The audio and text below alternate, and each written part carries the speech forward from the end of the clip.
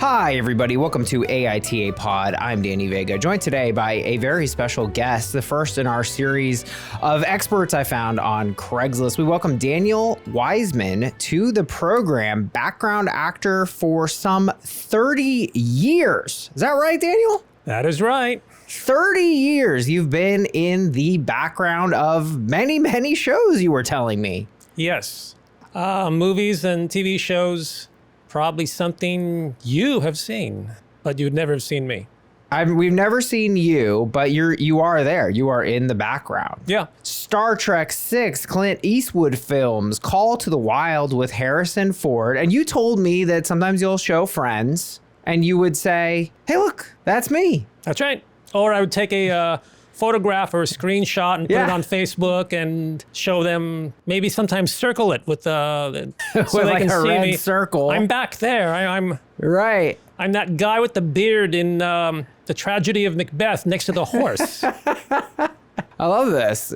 And you told me that you got into it, because it was relatively not stressful. But I want to go back to the very beginning. Well, what were your aspirations getting into acting? Did you want to be Tom Cruise? Were you just kind of whatever, acting? That's interesting. What was your vibe? Actually, it started off wanting to be in production. Okay.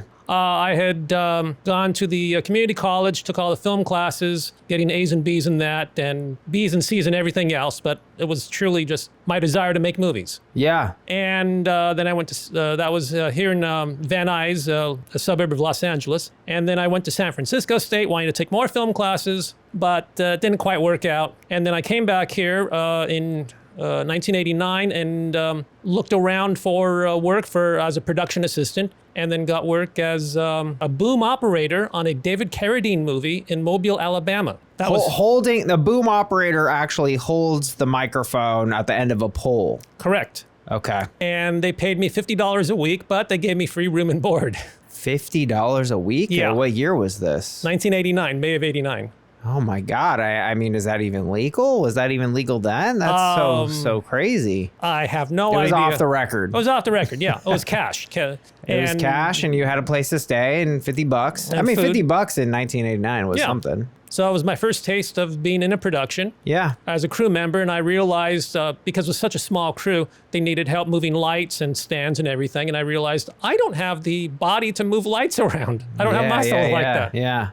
And it was a good experience, but I realized being a crew member wasn't for me. I always wanted to direct it. In high school, I made lots of these Super 8mm movies. Actually, it was actual film that went through a small camera. Right. And anyway, with that production company that went to Mobile, Alabama, they called me back a few months later to work as a production assistant on some low budget thing shot here in Los Angeles. And I started talking to some of the extras on the show, and they said, I asked them what it was like doing extra work. Yeah. And they told me about some casting agencies. And I thought, well, that sounds fun.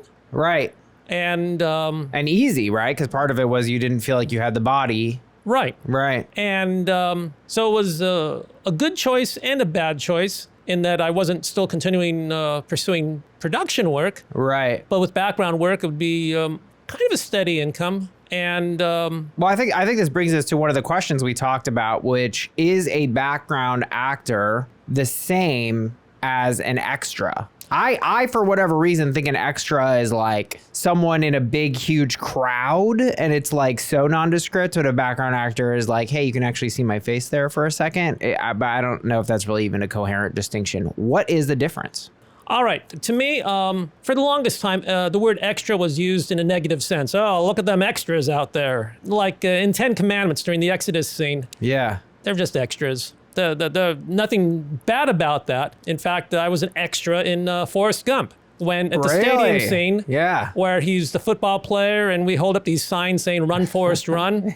We were just extras. But when it comes to background acting, we actually are acting. We're a silent character. Okay. I did an episode of Two Broke Girls. Okay. The CBS show a few years ago. And the two women go into a laundromat, and there's a guy there wearing a T-shirt and brief underwear who was washing clothes, and that was me. Right. And so I was the only person in the scene along with the two women, and I didn't pay attention to them because that wasn't my character. My Right. character was just maybe a homeless guy washing clothes. Oh, you were a homeless guy For that, washing his for that, clothes. yeah. Okay. And so the clothes in the dryer wasn't dry, but I stood there very dignified, and I walked off, and people saw that, and that's background acting. Right, because you had an action, you had Yes. specific things you had to achieve, your character had to achieve. Yeah.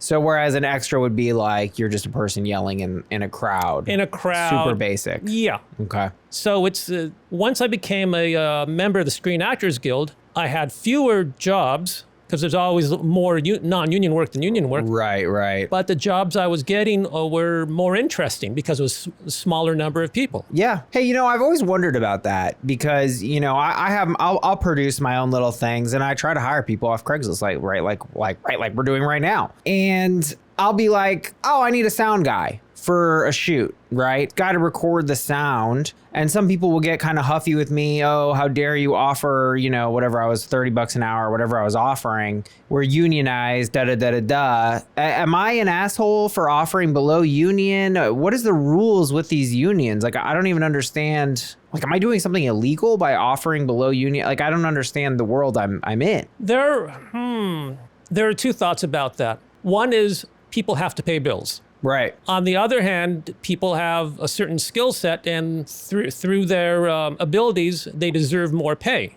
But you are not insulting anyone when you say, I'm paying this much. Right. Because it would be considered a non-union job. And depending upon how you pay under the table or whatever, Sure. nobody should complain, and nobody should be disrespectful of anyone who takes that type of job if they haven't worked for a while or if they can't get work. Like during the pandemic, Right. there were, I think it was like 4 or 5 months where there was no production at all. Yeah. And there might have been a few small things going on. Sure. I wouldn't have known about Some it. random guy, whatever. Yeah. So the onus then is on you because, for instance, you were non-SAG, then you became SAG, you joined the guild, you joined the union, and now the union says, you agree by being part of the union, I will not do Danny Vega's shitty non-union extra gig. Is that how it works? You're not supposed to take those gigs. Officially, that's correct. Okay. But there are sometimes people who will rat out a union member for doing non-union, Okay. but it's none of their business. Right. I mean, then they'll say, oh, you shouldn't do non-union. You should just find something else to do. Yeah. Do real estate, wait tables or whatever. And sometimes they can do that, sometimes not. Right. So you wouldn't rat out someone, but never. No. Philosophically, the idea is we're going to increase the value of our labor by kind of controlling the market. But realistically, it's kind of like, I'm not obviously, I don't have enough money to pay a sound guy. What's a union rate? Probably like $1,000 a day or something, No idea, but yeah. It's a lot. It is, for most things. But that's interesting. So that's the philosophy. But then it's kind of like, yeah, well, people have to work. So For that Mobile, Alabama movie, yeah, he wasn't the director of photography. He was a crew member, right. who had worked non-union doing porn. Because back then they actually had production value with porn, lighting. Yeah. Like if you've seen Boogie Nights, it's Sure. a whole production, except people are naked and doing stuff. Right. And then this person later became a director of photography on regular Hollywood TV shows and stuff. Yeah. And it was just, he knew what his career goal was, and he took whatever job came along. He made the jump. Yeah. So let's talk a little bit about some highlights here. You mentioned Clint Eastwood, Star Trek VI, Call to the Wild with Harrison Ford. You said that one had a really weird costume in Call to the Wild. What was that all about? Oh, I wish I had a photograph of that one with me. All right. The production of Call to Wild went to extreme efforts to make it as historically accurate as possible with the costumes and set design. And in their research, they found the Cat Man. The Cat Man, and I've seen a photo of it. He was a peg-leg gentleman. Oh, the Call to Wild takes place around 1898 during the Yukon Gold Rush. Okay. And he was a peg-leg gentleman who had on his back small cages that held cats.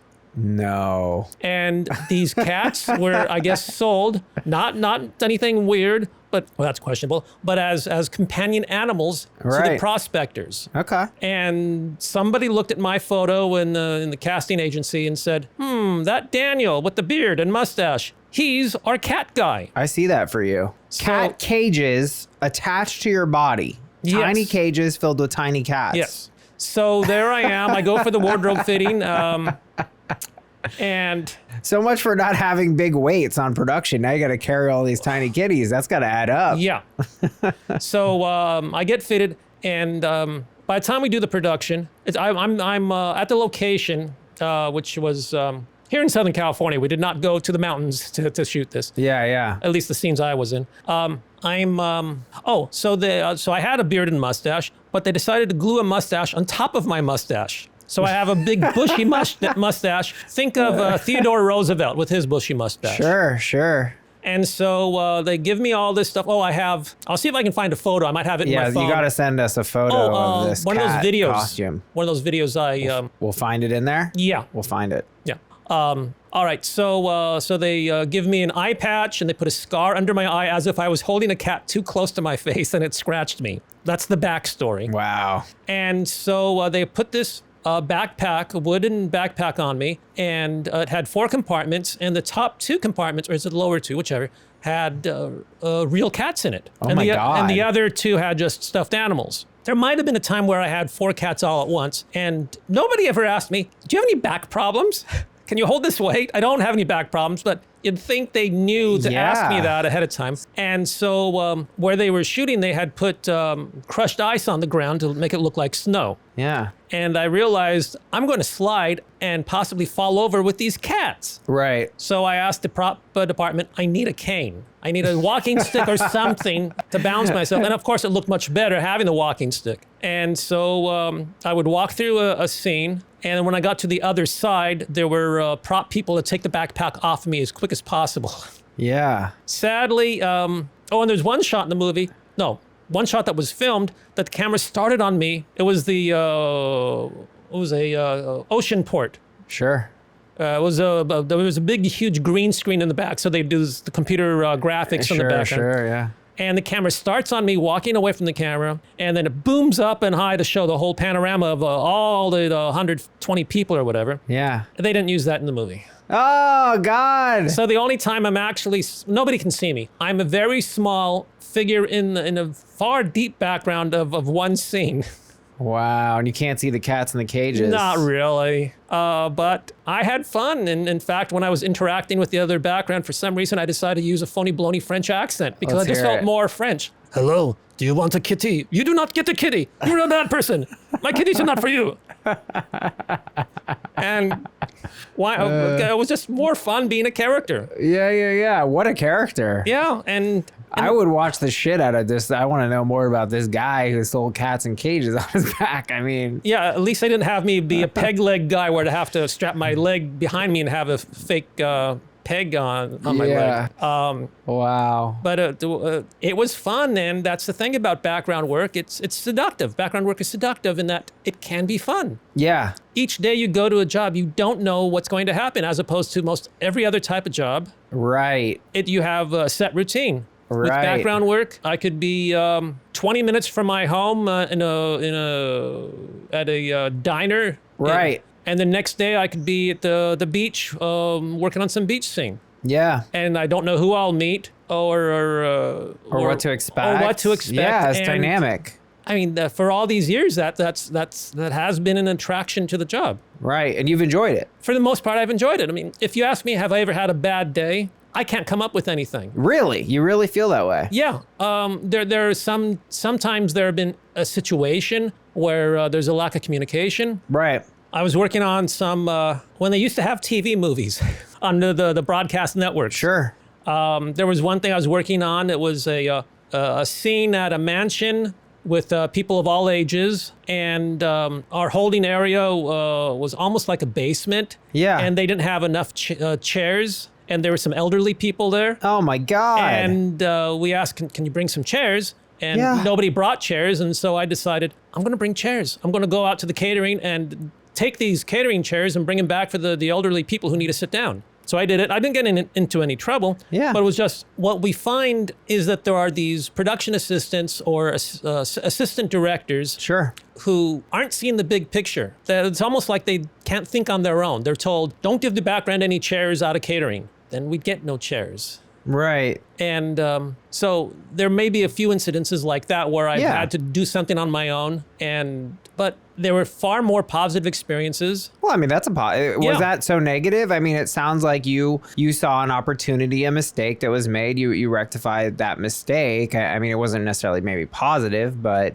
I mean, you look positive in that story. Like you did the right thing. You helped some old people. Right. Yeah. It just, the only negative part was somebody not. But you weren't Thank treated you. like talent, right? Because you are talent on Yeah. set. Talent shouldn't have to be moving chairs. That's Yeah. I mean, there are people, the production assistants who, Right. whose job is to bring chairs over. Yeah. Well, since you can edit this, I'll tell another story. Well, no, now we're leaving it in, Daniel. Here we go. Oh, okay. Go for well, it. it's not much of a story. Yeah. Just recently, I was working on something, and our holding area was I forgot I don't know what it's called. It's like Sure. not really a tent, but it has a structure that yurt? has a roof. No, it was like a big tarp on a frame where you could put chairs and tables underneath. Sure, sure. And so there must have been about 100 tables. Okay. And they wanted the background, about 20 of us, to sit towards the right side because at lunch, all the crew would come in, and maybe about 75, 80 people of crew, maybe 100, whatever. Wow. And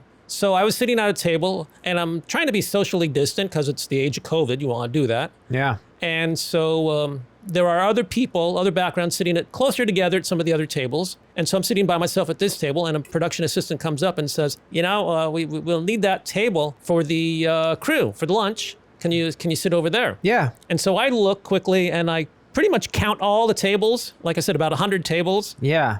And each table holds about 5 or 6 people.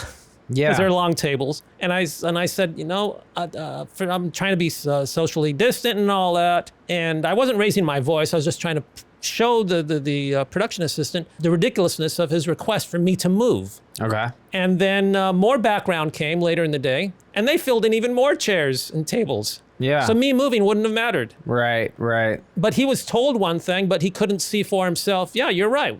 There's no reason to move. So he gave up on me. Well, whatever, he says, and walks off. Yeah, yeah. Disrespected. Yeah. And I mean, I've done this work long enough where I kind of know what's needed. Yeah, yeah. Oh, you're very comfortable, familiar with different kind of sets. Yeah. So let's just get in. So you've been doing this for over 30 years. Yeah. And you kind of had a variety of backgrounds, but I'm just curious, do you feel regret? Like me, I'm a front of the camera guy, a foreground actor. I'm not really an actor, but I do stand up, I do this podcast. Does part of you wish you had tried to do more foreground stuff? Or are you just like, look, I had a chill career, I had a good time, it was in and out, but you've had an interesting career. You've done interesting things, more interesting than any accountant. But then the accountant gets steady pay. Yeah, that's true. Accountant makes a lot more money. Some accountant right now is like, hey, I was the accountant on a Clint Eastwood movie, okay? I looked at the same numbers Clint did. How about that? Could you restate? I got lost in my thought. Could you restate your question again? I'm No, sorry. just if you, do you regret it? Do you wish you were a foreground actor? If you could go back and change it, how do you feel looking back, acting, I might have pursued acting if it wasn't for my 8th grade teacher, Miss Hickman. Oh, no, Miss Hickman. I don't like her already. So I took this drama class, one semester. This is 3rd grade? No, 8th grade. 8th grade. They call it middle school or junior high. Sure. And all she was really interested in was getting students to enter the school district Shakespeare contest. She gave out parts to various Lady Macbeths in the classroom, Hamlets, whatever, to do to memorize monologues, and she would coach them how to do the monologue. Yeah. And I was in a part of a scene with a girl named Danielle, and my name's Daniel. She played Puck, the fairy, and I played Oberon, King of the Fairies, for a scene in Midsummer Night's Dream. Okay. And somehow I memorized the part of the dialogue that the teacher wanted us to do, and I had no idea what the words meant. And I didn't have the sense to look them up in the dictionary. You just memorized it. And so we do the scene, and then she says, don't you know you're casting a spell? And I'm thinking, no, because you didn't tell me I was casting a spell. Yeah. And I guess somehow that turned me off from wanting to act. I don't know. Wow. But I found more enjoyment being behind the camera. And background work, although I'd finished the junior college film classes. Yeah. And I wasn't able to get into the San Francisco film program for a variety of reasons. Once I got into background work, it was a great film education. Right. Well, and isn't it, you say behind the camera, you didn't end up behind the camera, but the camera ended up behind you. Yes. I didn't. Did I want to? Ooh, dead air. That's always bad for radio. It's okay. You're feeling it out. No, it was. I always thought of background work as just what's that phrase? A means to an end. Okay. That I would write a script that I could sell. Yeah. Because there's a lot of downtime. Right. For example, when I was working on Call of the Wild, I got paid for being there for 12 days. I only was in front of the camera 9 days. And were you able to write? I was doing lots of writing, Yeah. Maybe a play or a film script. And you said some of your plays have been produced and made. Yes, in local theater. Yeah. In fact, one thing in 2009, I had a whole show that friends paid for. Yeah. With 5 stories I wrote, and audiences liked it, which is nice. So it's always encouraging when audiences laugh at the right moments. Yeah, I find that's good. Yeah, absolutely. So but now, I mean, you have told me you are on your way out. Yes. Because this is physically demanding work to be a background actor. You're 58, you said. Yeah. You've had enough. Well, yeah, it's I'm not working as much as I used to, and that's my own fault because I have long hair right now. My hair goes to my shoulders. I guess it's my midlife crisis thing Oh, yeah. But you drive a motorcycle? No. Okay. But it's I had been the clean cut person all this time. Yeah. I actually think you look a little like Chevy Chase. You ever got that before? No, that's a new one. Never got that? No. A little bit. But I hope I'm more friendlier than he is. Oh, is he an asshole? That's the current, yeah. Really? He kind of relishes being the jerk. Really? Who do people say you look like? John Turturro. John Turturro. Okay. I'm not very good at Hollywood here. That's all right. John Turturro. Oh, yeah, you do look like John Turturro. That's funny. So you're winding down. Oh, okay, I'll explain that. Here we go. Back in the, when I began doing background work in the 90s, actually my first job was, I think August or September of 1989. Yeah. I joined what's called a calling service. Okay. And what you do is you pay a monthly fee, and the calling service has connections with the casting agencies. And so the casting agencies would send word out, we need guys in their late 20s, 30s to be police officers. Sure. And then the calling service would submit my photo. Yeah. Then the casting agency says, okay, send him. And then I'd get word from the calling service to go. And so I was, with my calling service, I worked with a lot of the same people. I worked with the same people often. And some of those people were people who had retired, older men and women who'd already had their lives of regular professions, and now they're doing background work as just a secondary income source. And I realized that some of the men, especially that I became friends with, the older men, are basically my age. I'm their age now that they were then. Okay. Some of them were in their late 50s, 60s. And once I realized that I'm kind of that age, and so when a young person I see on a show was an age that I was when I began, I'm realizing I'm too old for this. Yeah. For me personally, it's not a condemnation to anyone else who does it. Yeah. I have friends. I have a friend who's 70 years old and is cheerfully works. He's retired. Still doing background. Still doing background. He likes it. He gets out, has fun. It's not a perfect career, but it's fun. I think we've learned that. It's fun, it's exciting, it's novel. It's unpredictable. It's unpredictable. And for me, I just want a steady income because I want to travel. I have this wanderlust, which background work has satisfied up to a degree. But I want to go to more places, and I'm looking for online work and see what happens. If I can't do online work, then something else. Yeah. That will just pay the bills, and I'll continue writing. And even though I'll not actively pursue background work,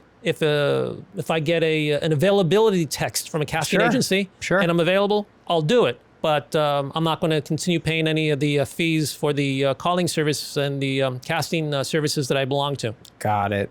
So I was going through old check stubs because I don't throw things away, Yeah. at least my check stubs. Right. And I found one for something called a movie called The Janky Promoters.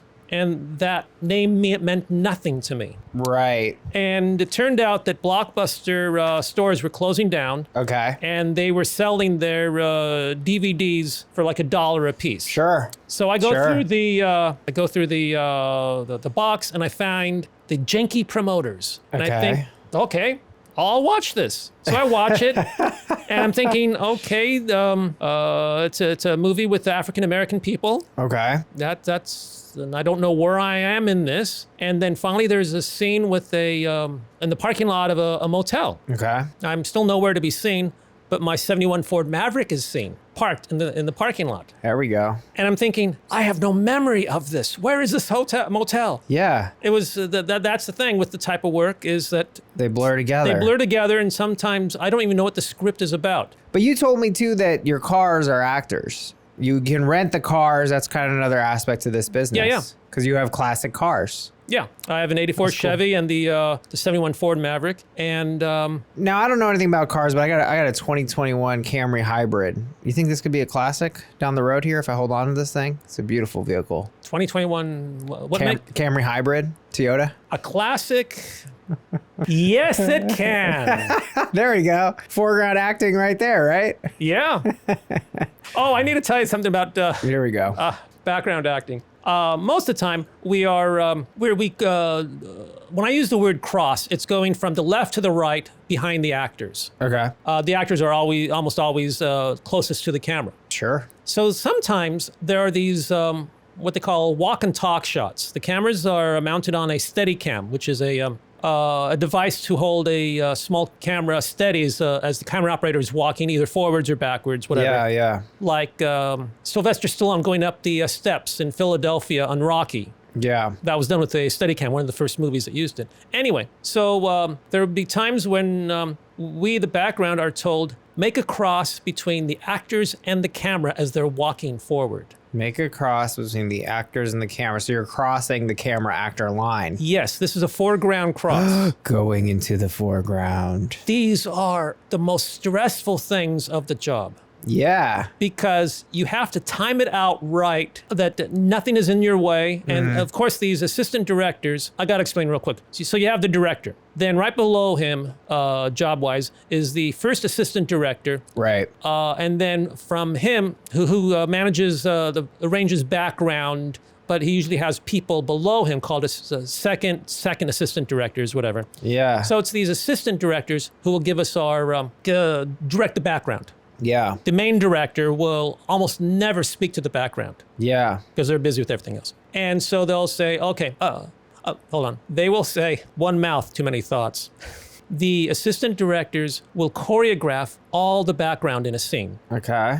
Sometimes they have amazing memories to know what every single person is doing. And sometimes we have to wait for one person to cross in front of us before we can cross in another path. Yeah. So when it's a scene where the actors are walking forward and the camera's going backwards, we have to do a foreground cross. We have to make sure no one else is blocking our path, that all the timing is perfect. And I've had times when my timing is wrong. No. And I know I can't slam into the camera and I can't slam into the actors. So I just quickly make a left turn or right turn and go around them. And then sometimes the assistant director will say, why didn't you make the cross? And I said, I didn't have the space. Yeah. Or they're watching and they understood what I had to do. You would have bonked into someone. Yeah. Awkward.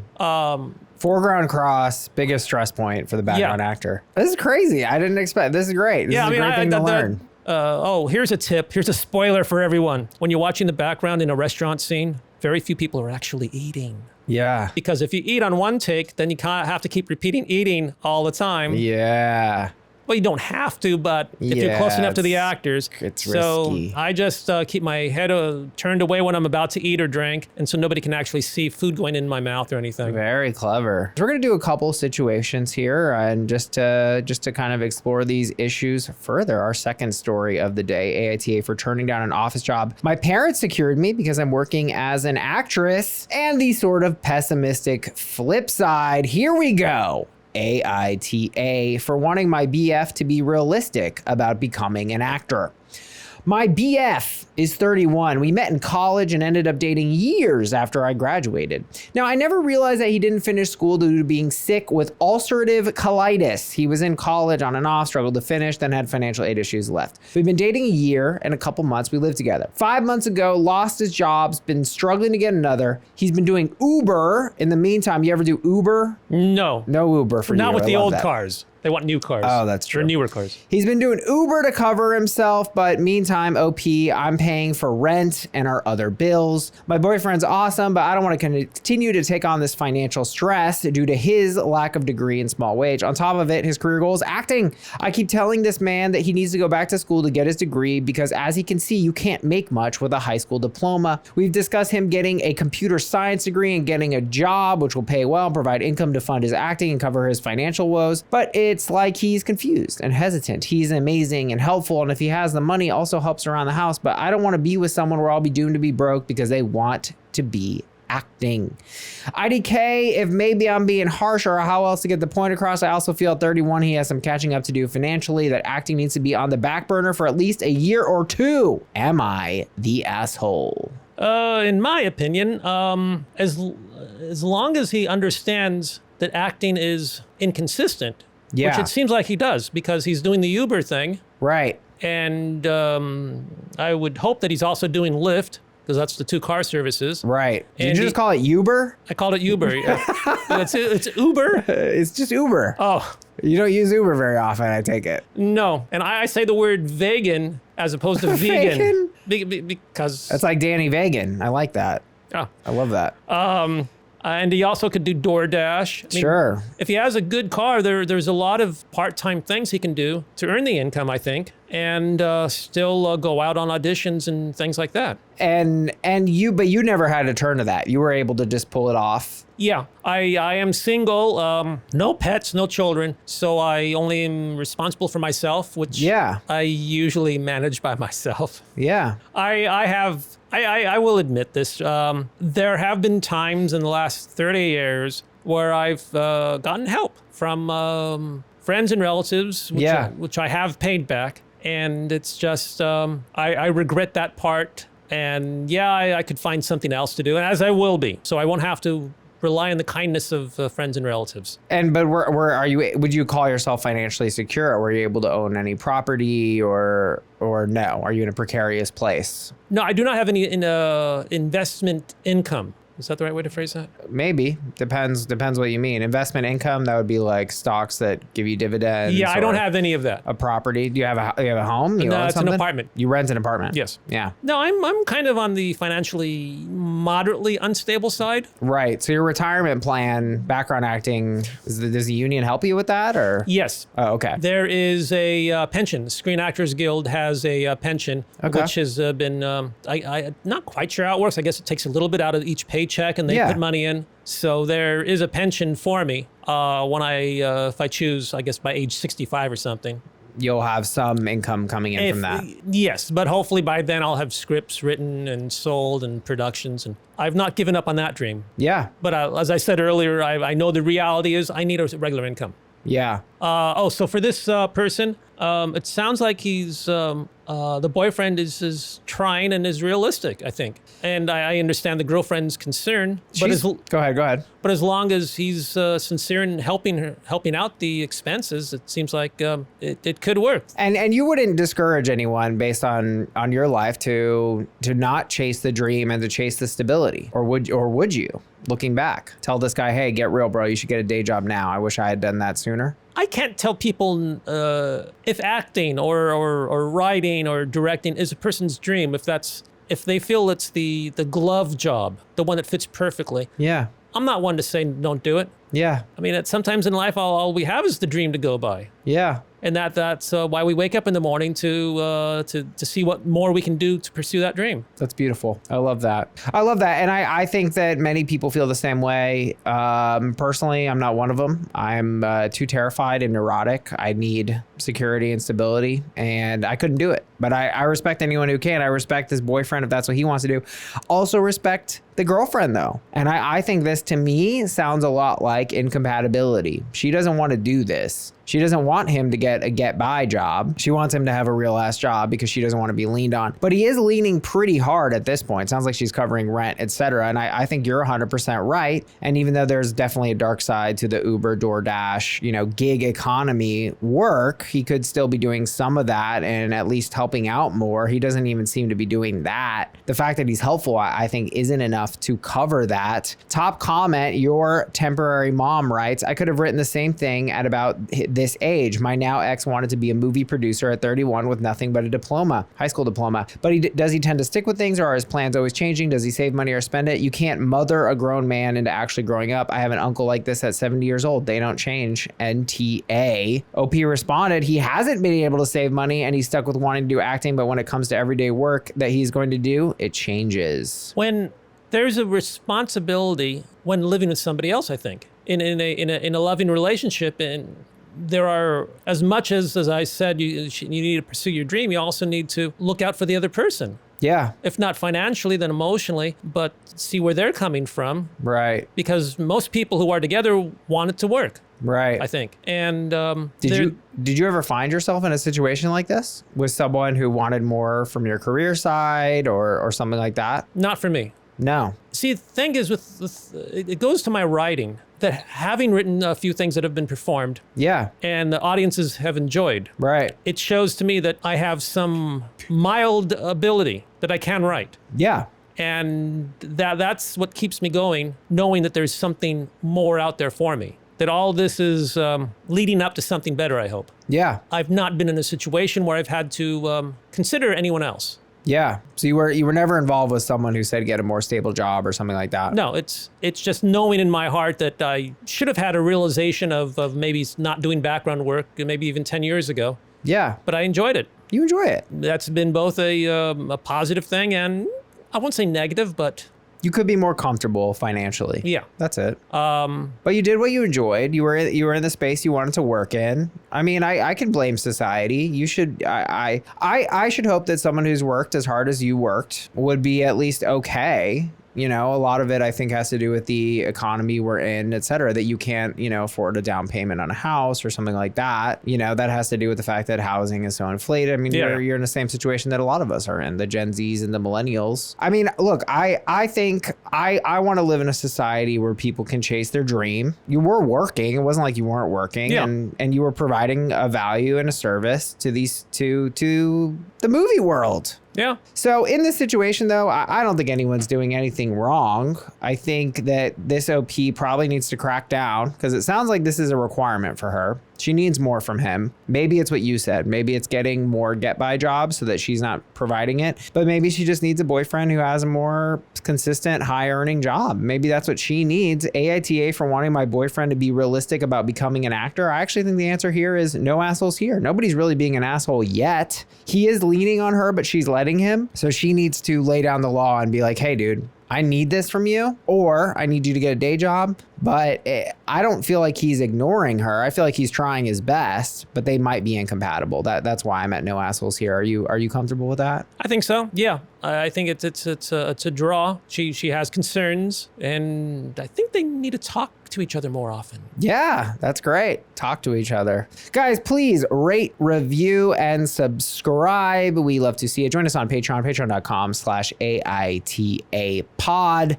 DM me on Instagram. Love to hear from you all. I'm actually going to pull a change up here. We're going to wrap up on something a little different. I think this one's more interesting. AITA for not letting a family use a balloon backdrop I was done using. I celebrated my nephew's first birthday at the park and rented a balloon backdrop with stands and props for the occasion. As I was packing up at the end of the party, another family arrived and asked if they could use our balloon backdrop for one photo. Since they wanted just one family photo behind the backdrop and I was done with it, I gave them permission. The family took a photo using the backdrop. They continued taking more photos behind the backdrop. I didn't think too much of it at first. However, they proceeded to move the props and stands around, place their cake on the stand, and place their presents in front of the backdrop for more photos. I tried to explain to them that I paid for this backdrop and am responsible if the stand's props were damaged. They're taking advantage now. They brush me off and continue setting their things up. My brother then proceeds to pop all the balloons around the backdrop in order to get them to stop. The family became upset because their baby is crying now and says we are overreacting. AITA. Oh, gee. No, not at all. I mean, it's the other family just took such advantage. Yeah. Here's a story. I know some friends were getting married in Las Vegas, and it was just a nice little ceremony thing. Yeah. And in the next room over, Elvis was there. The Elvis impersonator. Elvis impersonator. And so they were through with their thing with Elvis and all that, and Elvis was walking out. Yeah. And I said, hey, excuse me, sir, can you just take a photo with my friends? Yeah. Who are getting married? And he says, well, I get paid to do that. And I said, oh, I totally understand. Yeah. So Elvis left the building. That was that. That was that, and I understood it. Right. Now, with these people at the backdrop, one photo, yeah, it's a nice favor. Yeah. It's good. It's set up already. No But loss to you. when you're redecorating everything, Yeah. that's just going too far. That's not right at all. Yeah, you're taking advantage of this kindness from a stranger. You Yeah. know, it'd be like if Elvis said, you know what, I'll do you guys a favor. I'll do one picture, but then you start moving him around and putting your arm around him and, you know, clearly taking more than one picture. You know, it's like, well, in the end, I expect to be compensated for this, or I paid for the backdrop. You've gone too far. You exploited my kindness. Yeah. I think that's reasonable. No, not the person was right and trying to stop it. Absolutely. I think this one's a no-brainer. Even though it is free, it's like he has the liability if they drop a stand or whatever. AITA for not letting a family use a balloon backdrop I was done using. I think we agree it's NTA, not the asshole, and the other people are. They're the assholes. Yeah. All right, one more. We're going to wrap up here on AITA for turning down an office job my parents secured me because I'm working as an actress. My parents are lawyers, and they've never liked the fact that their only child is more interested in the artistic side of life. Acting being my main passion. Now, they tolerated it when I was young, drama clubs, plays, etc. in high school, but they grew less tolerant when I left school and pursued it as a career. They insisted I'd never make any money. It wasn't a proper job. Current job, I work in stage production. It's in no way big money, but it's enough for me to survive on. I got a phone call from my mom informing me that I could have a role of a secretary in their firm as they were hiring. She'd already cleared it and I just need to turn up on Monday. I told her that wouldn't be happening as I have a job, which led to me being called ungrateful and a waster who had her head in the clouds. My parents are angry, telling other members of our family how I'm a disappointment and going to end up living on the streets. I don't want to give up my passion, but it hurts that they won't support me. Everyone in my family is telling me to just take the job and that it'd be better for me. AITA. No, we have, according to our beliefs, we have one life to live. Yeah. And as long as we make an honest attempt to provide for ourselves, Yeah. we should be able to live the life we want, Yeah. as long as it doesn't hurt anyone else. Right. And for this young woman, she has a job and she knows that she doesn't make much money, but she has, I would say, contentment with what she does Right. for the time being. And I think that's has a lot to do with life, to be Yeah. content with what you're doing. I mean, you enjoy this. I do. I love it. And for me, I get a kick working on a script or a play. Right. It feels right. And you also enjoy working in the space, right? You if maybe it's not your ideal job, you still like being on set. Okay, one last story. I'm sorry. Yeah, here we go. Okay, I worked on the Quentin Tarantino movie Once Upon a Time in Hollywood. Yeah. Have you seen that? I haven't, no. Me neither. It's a love story. You haven't seen, you don't watch your own movies. No, well, I try to. It's just I haven't gotten around to doing it. Yeah. That was a couple years ago too, right? Yeah, it takes place. The movie takes place 1967, I think. Yeah. 68, whatever. And Brad Pitt plays an actor, Yeah. and Leo DiCaprio is his stand-in or stunt double, whatever. Sure. Or is it the other way around? Whichever. So the show that the Brad Pitt character is working on is a TV Western. Yeah. I'm playing, in that one I'm playing an extra playing an extra. So I'm dressed up as 1880s Western businessman. Yeah. And we were at the back lot at Universal, and they have a team of horses and a huge carriage go by, whatever. And I was there like 2 or 3 days. And midway through the day, was there changing cameras. Quentin Tarantino would, he'd say, at the end of a shot, he'd say, cut. Okay. So he says, cut, and he'll say, let's do it again. Why? Because we love making movies. Quentin Tarantino said Quentin that? Tarantino. And he says that a few times during the 3 days, and he has a joy. Yeah. I mean, you see some of his movies, and they're gritty, violent, bloody things, but behind the camera, you know, there's a guy who's thrilled to be making movies, and it permeates everything. Everybody's happy to be on the set. That's wonderful, because I whenever I watch a Tarantino movie, I go, is that the deepest movie I've ever seen? No. Is it particularly well written? Yeah, usually it's pretty good, but I don't love Tarantino that much as a writer. But every Tarantino movie I see, I go, that was one hell of a movie. It moved fast. He gets movie making on that level. So it's actually really not surprising to me that he freaking loves it. And it shows. The love shows, because they're so damn fun to watch, those movies. Yeah. That's great.